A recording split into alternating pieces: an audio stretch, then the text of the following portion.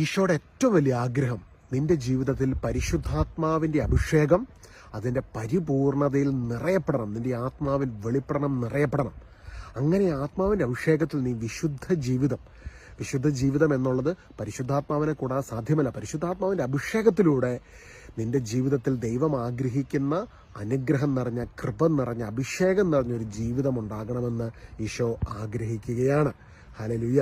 ഇന്ന് നമ്മൾ ലോകത്തിലേക്ക് നോക്കുമ്പോൾ മനുഷ്യര് ആനന്ദം കണ്ടെത്താൻ വേണ്ടി എന്തെല്ലാം കാര്യങ്ങൾ ചെയ്യുന്നു അല്ലേ? ഡ്രഗ്സ് ഉപയോഗിക്കുന്നു, ആൽക്കഹോൾ ഉപയോഗിക്കുന്നു, മനുഷ്യർ സ്മോക്ക് ചെയ്യുന്നു, പല കാര്യങ്ങളും ഒരു റിലീഫ് കിട്ടാൻ വേണ്ടി ചെയ്യുകയാണ്. ദൈവത്തിന്റെ വചനത്തിൽ പൗലോസ് പഠിപ്പിക്കുകയാണ്, നിങ്ങൾ വീഞ്ഞു കുടിച്ച് മത്തരാകരുത്, പരിശുദ്ധാത്മാവിൽ നിറയുവിൻ. അപ്പോൾ അതായത് പരിശുദ്ധാത്മാവിന്റെ അഭിഷേകത്തിന് നൽകുവാൻ കഴിയുന്ന ഒരു ആനന്ദം ഈ ലോകത്തിന് തരാൻ പറ്റത്തില്ല. അപ്പം ആ അഭിഷേകം ലഭിച്ച ഒരു വ്യക്തിക്ക്, അതായത് ആ അഭിഷേകം കിട്ടിക്കഴിഞ്ഞൊരു വ്യക്തി അതിനേക്കാളും കുറഞ്ഞ ഒരു ആനന്ദത്തിലേക്ക് പോകാതെ ആ അഭിഷേകത്തിൽ വളർന്നു വരുവാൻ ആഗ്രഹിക്കും. അപ്പം വിശുദ്ധി എന്നുള്ളത് അഭിഷേകത്തിൽ വളർന്നു വരുവാനുള്ള ഒരു ആഗ്രഹം കൂടിയാണ്. അപ്പം നമ്മുടെ ജീവിതത്തിൽ ഈ വിശുദ്ധിയിൽ നിന്ന് അല്ലെങ്കിൽ ഈ കൃപ ചോർത്തിക്കളയുന്ന ഒരു കാര്യങ്ങളും പിന്നീട് പരിശുദ്ധാത്മാവ് നമ്മുടെ കൂടെ ഇരുന്ന് നമ്മുടെ ഉള്ളിൽ വസിച്ച പരിശുദ്ധാത്മാവ് നമ്മളെ ബ്ലോക്ക് ചെയ്യും.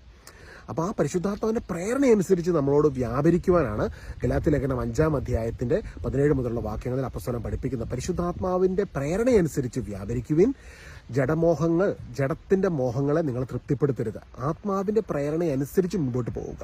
കാരണം പരിശുദ്ധാത്മാവിന്റെ അഭിഷേകം അനുസരിച്ച് മുൻപോട്ട് പോകുന്നതാണ് നമ്മുടെ അനുഗ്രഹം. ഈ ഭൂമിയെ, പ്രപഞ്ചത്തെ മുഴുവൻ നിർമ്മിച്ച ദൈവത്തിന്റെ സകല നന്മകളും അനുഗ്രഹങ്ങളും നിറഞ്ഞ് ജീവിക്കുവാൻ ആത്മാവിന്റെ അഭിഷേകം നമ്മളെ പര്യാപ്തമാക്കുന്നു.